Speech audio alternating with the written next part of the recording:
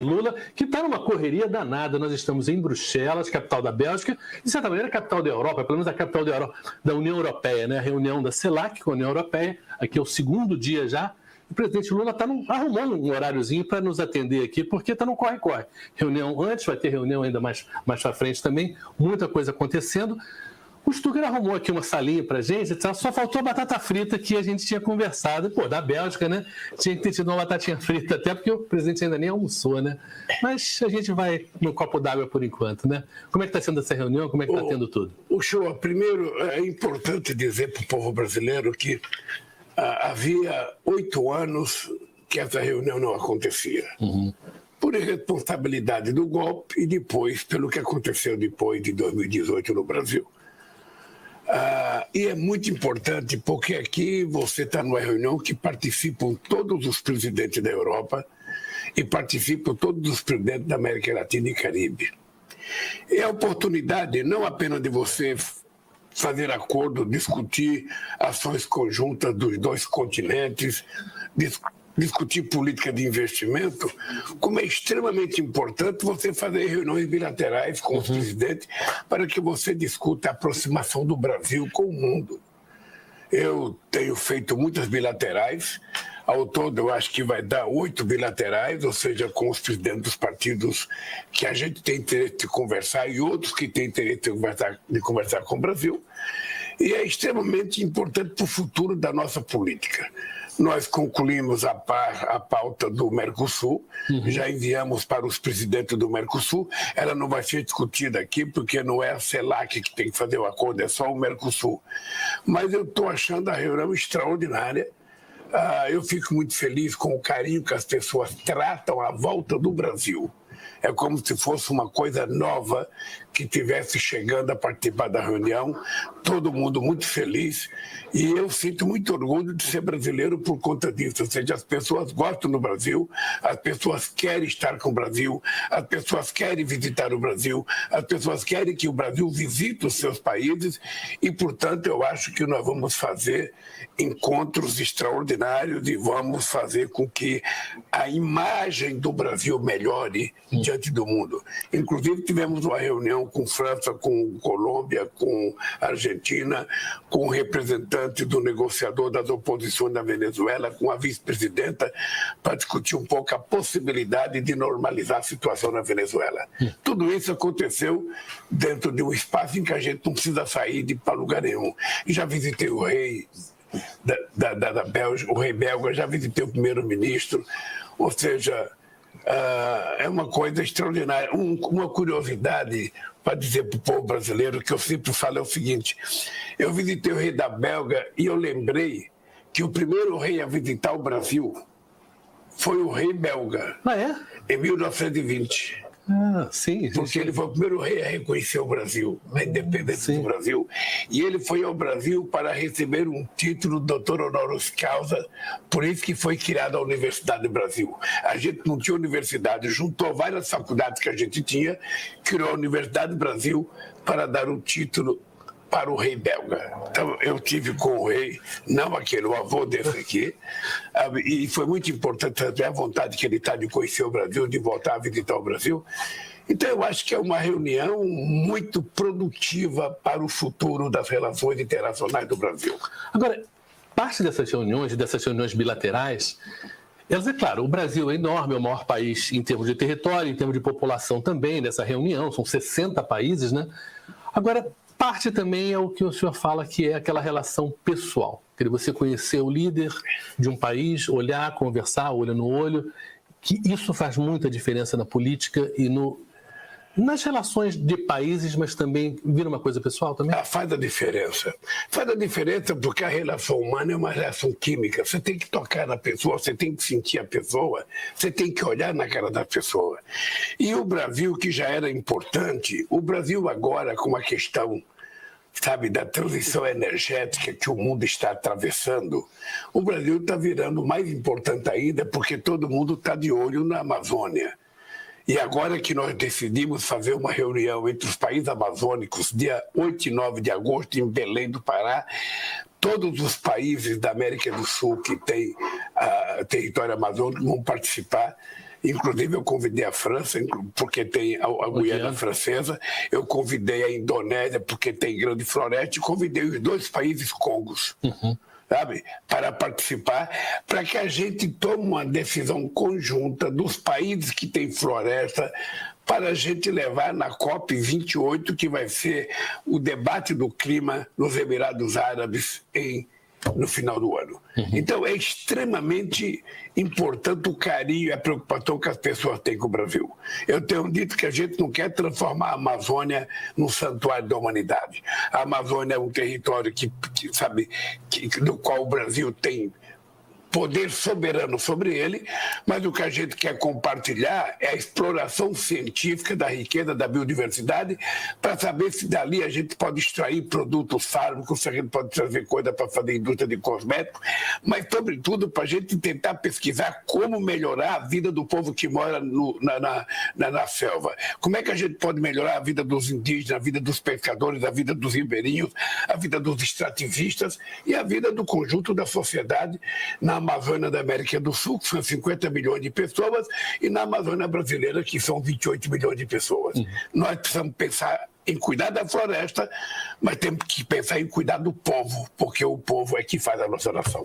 Essa reunião de Belém, quando se fala dessa reunião aqui para os outros países, porque as florestas são um bem da humanidade que foi sendo destruído em todo. Aqui na Bélgica tinha floresta, em tudo quanto é lugar tinha floresta, e essas florestas foram acabando.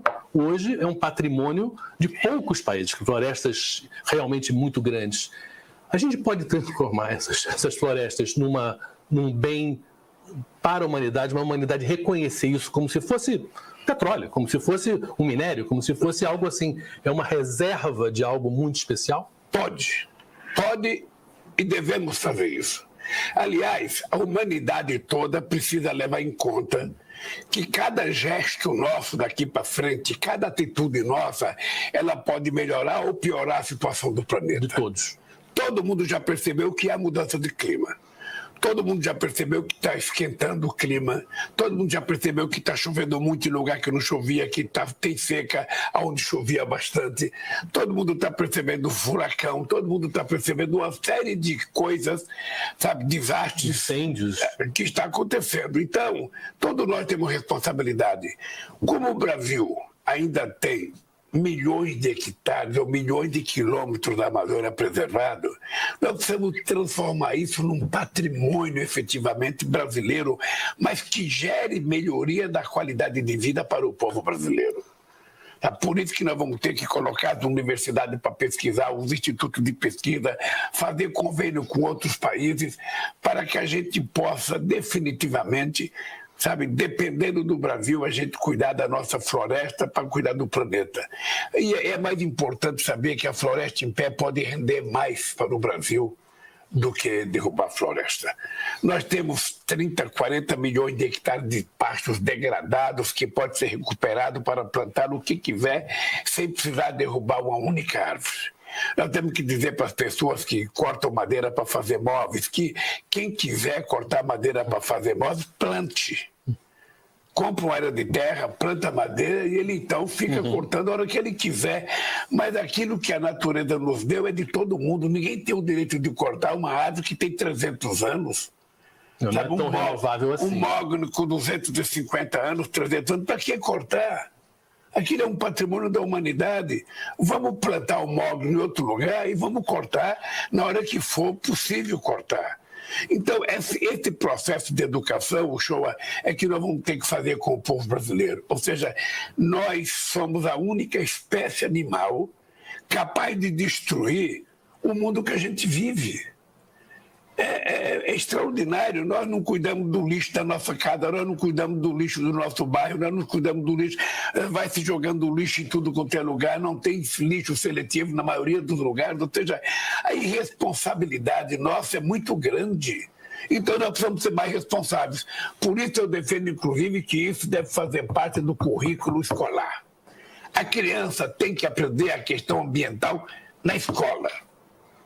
Da mesma forma que ele vai aprender a história de que Cabral descobriu o Brasil, ele tem que aprender as serventias, sabe, do cuidado com aquela sujeira que a gente produz, com o lixo que a gente produz, sabe, com a necessidade de preservar a nossa fauna, de preservar a nossa água, de preservar, sabe, as nossas reservas florestais.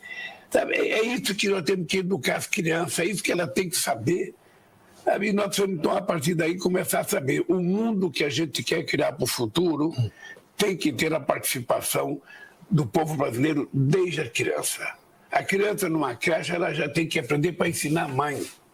Ela tem que dizer para a mãe, não jogue tal coisa no lixo, não faça assim.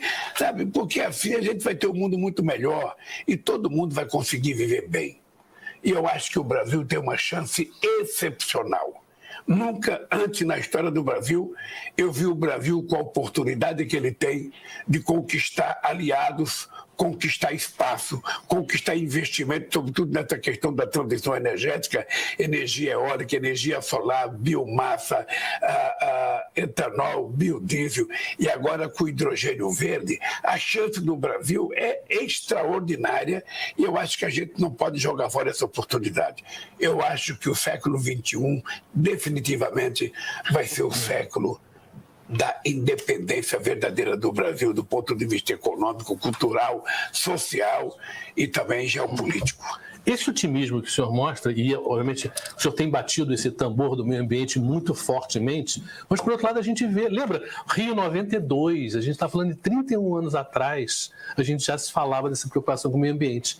E você vê os países falando, olha, não, metas para daqui a 2050, 2060, quando em 92 se falava de metas de 2010, 2020, e muito pouco foi feito.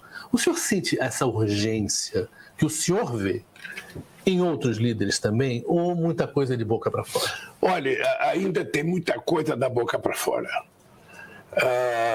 A primeira COP que eu participei para discutir a questão ambiental foi em 2009 na Dinamarca. Naquela COP havia uma comunhão de interesse dos países ricos para culpar a China pela poluição do mundo. E naquele dia eu conversei com Obama, conversei com Angela Merkel, conversei com Gordon Brown, conversei com o primeiro-ministro da Itália, conversei com o Sarkozy. Todo mundo queria culpar a China. E o Brasil disse não. A gente não vai culpar a China porque teve gente poluindo o planeta antes da China. Não foi a China que fez a Revolução Industrial. Então, a Revolução Industrial que poluiu o planeta vem de 200 anos atrás. Eu quero saber se as pessoas estão pagando a dívida que tem com o planeta Terra. Por que culpar a China? E aí foi interessante porque nós fizemos uma reunião com a China, com a Índia, com o Brasil e com a África do Sul. O Obama entrou depois de muito esforço para ele entrar e nós não tomamos decisão. Mas ali as pessoas prometeram que iam dar 100 bilhões de dólares por ano para ajudar a cuidar do planeta. Até agora não deram e me parece que não querem dar. E eu disse na reunião, é melhor dizer a verdade. Não quer dar o dinheiro, diga que não vai dar, não fica alimentando ilusão em países pobres. Um país como o Brasil não tem que ficar implorando dinheiro. Nós temos que fazer aquilo que é nossa tarefa. O Brasil é um país grande. O Brasil precisa parar de se tratar como se fosse um paísinho pobre, pequenininho. O Brasil não é um país pobre, o Brasil é um país rico. Tem um orçamento grande, tem riqueza. Acontece que a minoria se apoderou dessa riqueza. Então nós temos que tomar decisões. Colocar dinheiro para preservar a Amazônia é uma obrigação nossa. Obviamente que se o mundo tem interesse, pode nos ajudar. Mas não apenas o Brasil, outros países pequenos. Nós temos um monte de ilhas que podem ir para baixo d'água se houver, sabe, um esquentamento do planeta e o mar aumentar de volume. Então é preciso que a gente cuide disso. Eu estou convencido que nós estamos vivendo esse momento de ouro. Eu sou otimista, acho que o mundo está muito otimista. Está tendo um discurso novo na União Europeia que é importante as pessoas prestarem atenção. Na União Europeia agora o discurso da moda é o seguinte: os países que têm materiais críticos ou minérios, por exemplo, urânio, lítio, mesmo que tem minério de ferro, que tem bauxita, que tem, sabe, eles estão agora com o seguinte discurso: esses países não podem exportar minério, Eles precisam fazer a transformação no seu país para poder ter indústria, para poder gerar emprego, para poder melhorar, sabe, a capacidade de rentabilidade do país. Então, agora, qual é o nosso discurso para a União Europeia? Então, agora nós queremos que vocês financiem a construção das fábricas que nós precisamos para fazer esse processo de transformação. Eu achei uma evolução no discurso. Porque antes, você pega no caso do Brasil, as empresas tiram minério e exportam, tira minério e exporta, tira minério e exporta e deixa o buraco lá. Agora não, eles estão dizendo, não, ao invés de exportar só, faça a indústria lá, faça a siderúrgica, para você fazer emprego acontecer no seu país.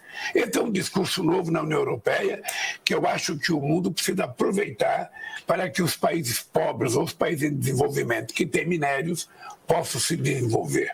Bom, isso, de certa maneira, a gente está vendo no meio ambiente uma certa enrolação. E vamos um pouquinho para o Brasil, porque ontem começou um programa do governo, Desenrola, que é um programa, eu acho que é um alívio, né, para muitos milhões de brasileiros, né? Inclusive para pessoal já de classe média, gente que ganha até 20 mil reais, que tem dívida aí de 2019 a 2022, que já pode ir diretamente nos bancos para poder já negociar essa dívida. É muito importante, eu acho que para a pessoa a sensação de que, olha, não devo nada, né? É um alívio, você dorme melhor, né? De certa maneira. Você, por acaso, já teve no Serasa? Não. Você já caiu na falha mínima de dever R$150 e você perdeu o crédito? Detesto dever. Então, veja, o que está acontecendo é uma revolução extraordinária. Eu até brinquei com o Haddad, eu falei, Haddad, se isso der certo como você está dizendo, você vai ter que ganhar, junto com a tua equipe econômica, e mais quem propôs isso, o prêmio Nobel, sabe, da desenrolação. Porque é o seguinte, está começando assim, todo mundo que tem uma pequena dívida de R$100, esse já vai ser, fácil, sabe, facilmente os bancos já vão inventar, ele já não vai dever mais nada, já vai sair do Serasa. Quem tem até 20 mil reais, quem ganha até 20 mil reais por mês, já pode negociar sua dívida com os bancos. Ontem houve uma grande procura nos bancos e teve banco anunciando redução de 96% na dívida. Fantástico. Tá? E depois vai ter o seguinte, depois quando chegar em setembro vai entrar o aplicativo das pessoas que devem no varejo, da pessoa que deve ir para a loja. Então, vai ser a mesma coisa, os bancos vão ter que oferecer, o cara vai entrar lá no aplicativo e os bancos vão oferecer desconto. Eu acho que vai ser uma coisa excepcional. Se der certo isso, a gente vai salvar, no mínimo, 72% da população brasileira que está endividada e vai permitir que essa gente possa voltar ao mercado de consumo, porque todo mundo sempre tem uma coisinha para comprar. Sim. E agora que vai se aproximando do fim do ano, Dia da Criança, não sei das contas, ou seja, é muito importante que as pessoas estejam libertas das suas pequenas dívidas para fazer outra dívida sempre de forma muito responsável. Ninguém pode gastar o que não tem. Se quiser fazer uma dívida, você tem que saber se ela cabe dentro do seu orçamento. Se ela couber, você faça. Depois que você pagar uma, você faz outra, para não ficar sufocado no Serasa, como tem muita gente hoje no Brasil.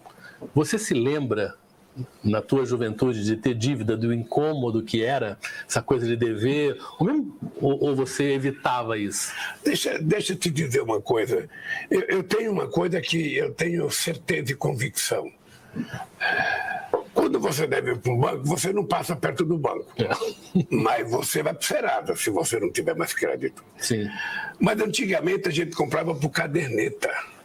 E quando a gente devia R$50, R$30, R$20, R$100, a gente não tinha nem coragem de passar na frente do bar, da padaria, do supermercado que a gente comprava. Porque pobre não gosta de dever. Pobre gosta de pagar aquilo que ele deve. Por isso que está havendo uma grande procura para tentar resolver o problema da dívida. Porque todo mundo quer andar de cara limpa. Todo mundo quer entrar em qualquer lugar de cabeça erguida, alegre, porque não está devendo. Quando a pessoa deve e não pode pagar, a pessoa fica embaixo. Só quem gosta de dever muito é rico. Tem um ditado que diz que rico tem duas alegrias. Uma quando toma dinheiro emprestado e a outra quando não paga. Sabe? O pobre tem duas tristezas. Ele não pode tomar dinheiro emprestado, quando ele toma, ele não pode pagar. Então, sabe? Mas eu acho que esse programa Desenrola vai ajudar o povo brasileiro. Eu tenho fé em Deus que, se der certo, nessa primeira fase, quando chegar o aplicativo do varejo em setembro, eu acho que nós vamos libertar milhões de brasileiros que vão poder voltar ao consumo livremente, alegre, sorrindo, podendo comprar aquela coisinha que eles foram comprar. Uma outra coisa que foi dessa semana também muito importante foi o Mais Médicos, né? Que foi muito anunciado, com os detalhes todos do programa, já chegaram mais de 5 mil. O Mais Médicos também, de certa maneira, uma certa libertação para muita gente, né? Você poder ter um médico próximo da tua cidade que te atenda, que era algo que existia, que funcionava, que tiraram e agora está voltando. Eu acho que é fundamental para uma família, né, saber que vai ter um acesso. Olha, né? até o final do ano, nós vamos colocar mais 28 mil médicos. Isso é uma coisa para atender 96 milhões de pessoas. O que é importante é que esses médicos não vão ficar na Avenida Paulista, não vão ficar na Avenida Copacabana, na Avenida Boa Viagem, não vão ficar em nenhuma avenida importante. Eles vão para a periferia e para as cidades do interior, para aquela cidade mais longínqua, aonde ninguém quer ir. Esses médicos vão. Por isso que é importante a gente valorizar, porque as pessoas que se dispõem aí, essas pessoas vão ter que ser remuneradas, vão ter que ser reconhecidas pelo governo, e a gente precisa valorizar muito essa gente, porque essa gente, sabe, vai para a cidade que às vezes, sabe, não pega nem bem uma antena de televisão. Vai para uma cidade que muitas vezes não tem sequer um restaurante para ele jantar.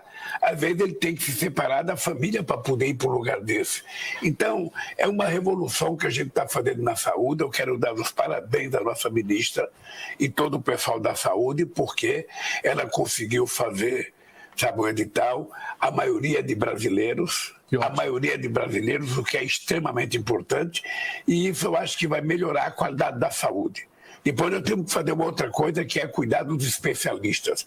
Nós precisamos fazer um convênio com todos os especialistas para que uma pessoa, quando vai ao médico, que ele detecta que você tem uma especialidade, um ortopedista, um oftalmologista, um dermatologista, qualquer coisa, sabe, você possa ir por conta do SUS.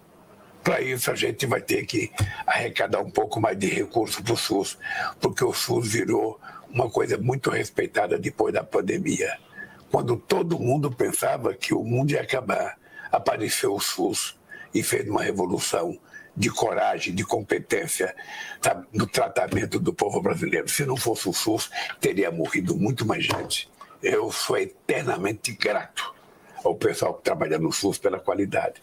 E essa gente toda vai contribuir com essa política do Mais Médicos, que vai ser uma coisa extraordinária para o nosso povo. O senhor se lembra o antes do SUS?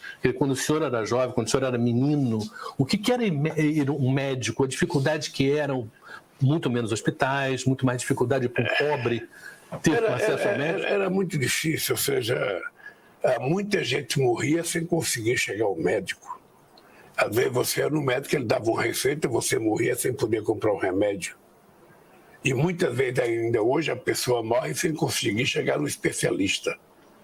Você vai no médico e ele fala, você tem um problema no coração, procura um cardiologista. Aí você vai marcar 9 meses. O coração não espera 9 meses, ou seja, então, essas coisas nós vamos ter que aperfeiçoar.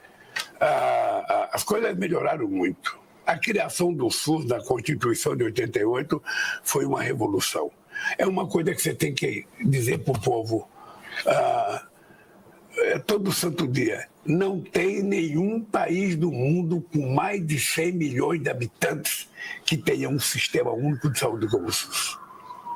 Ele não é perfeito porque ele tem que atender todo mundo, mas ele atende mais do que qualquer outro país do mundo. Ou seja, nos Estados Unidos, vá procurar o médico para você ver quanto você tem que pagar. Você já morou lá, você sabe, tem que pagar. Aqui não, aqui você entra no UPA, você entra no pronto-socorro, ninguém pergunta se você é rico, se você é pobre, se você é empresário, se é trabalhador. Você vai ser tratado. E ainda recebe muitas vezes os remédios de graça. Tem 18 vacinas. É isso, você tem um monte de coisa. Agora o farmácia popular vai ter uma série de remédios gratuitos para o povo. Tem poucos lugares do mundo que faz como o Brasil faz. Então o que nós precisamos é aperfeiçoar esse sistema que é extraordinário e que é, sabe, motivo de orgulho do nosso Brasil. Outras duas coisas importantes dessa semana também, que foi a valorização da ciência, né?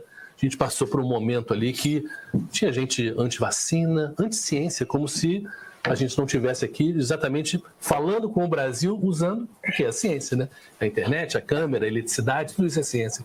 Essa valorização da ciência também é uma coisa que foi muito enfatizada aqui pelo senhor na semana passada, né? Veja,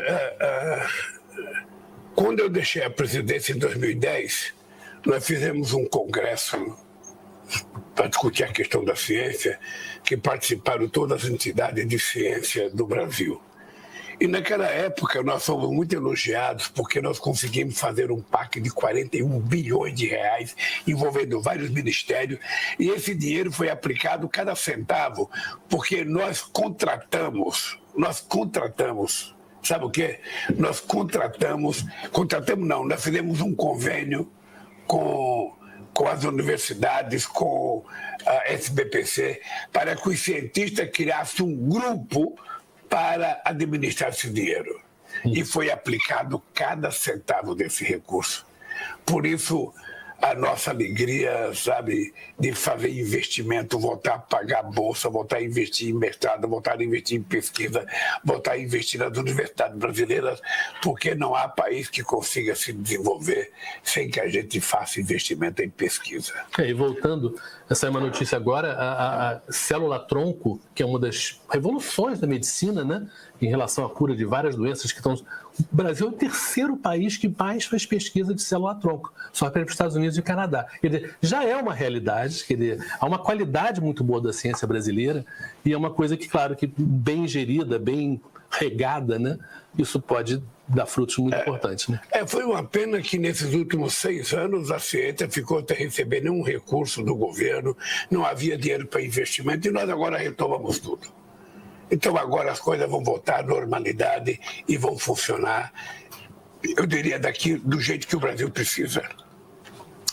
Quanto mais cientista tiver, quanto mais pesquisa a gente fizer, quanto mais a gente tentar transformar essa pesquisa, sabe, em produtos industrializados, mais o país vai ganhar. Presidente, na área de cultura, teve uma das coisas assim, extraordinárias que foi nesse programa que o senhor, inclusive, pediu para os municípios todos apresentassem projetos, que era até 16 de julho, que era para a Lei Paulo Gustavo, né? 98%, né, dos municípios apresentaram projetos, tem sido um sucesso, né? E nunca se investiu tanto em cultura, né?